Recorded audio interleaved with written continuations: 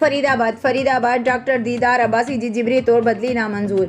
शहरियुनि जो एहतजाजी मुज़ाहिरो। फरीदाबाद सरकारी अस्पताल जो इंचार्ज डॉक्टर दीदार अब्बासी जी बदली कराची कई वई आहे। काशे जे वाहिद सरकारी अस्पताल जो हिकु इंचार्ज डॉक्टर दीदार अब्बासी ईमानदार माण्हू आहे, जंहिंजी बदली करे अस्पताल खे कंहिं जे हवाले कयो वियो आहे। बदली वापसि कराई वञे। तफ़सील मूजिब फरीदाबाद सरकारी अस्पताल के इंचार्ज डॉक्टर दीदार अब्बासी जी जिबरी तौर बदली नामंजूर। फरीदाबाद के सियासी समाजी और शहरी पीपी अगवान गुलाम नबी मंगनहार जमात इस्लामी के अमीर अली हैदर खोसो, साबिर हुसैन चन्ना, नज़ीर हुसैन चांडियो, अहमद अली चांडियो, फहद अली ब्रोई, मोहम्मद रमज़ान छुट्टो, ज़ुबैर अमन वुगियो की अगवानी में नेशनल प्रेस क्लब फरीदाबाद अगियां एहतजाजी मुज़ाहिरो कियो। डॉक्टर दीदार अब्बासी जी जिबरी तौर बदली नामंजूर जा नारा हया विया।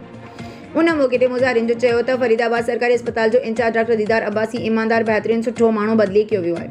फरीदाबाद सरकारी अस्पताल जो डॉक्टर बदली करे कंहिंखे ख़ुशि कयो वियो आहे। सरकारी अस्पताल कंहिं जे हवाले कयो वियो आहे। मरीज़नि खे केरु ॾिसंदो, संदसि जी बदली रोके वञे। हिन निगरान वज़ीर आला सैयद कुर्बान Ali Shah, DG health DHO दादू ऐं ॿियनि आला अफ़सरनि खां मुतालबो कयो त फरीदाबाद सरकारी अस्पताल जो इंचार्ज डॉक्टर दीदार अब्बासी जी बदली वापसि कराई वञे।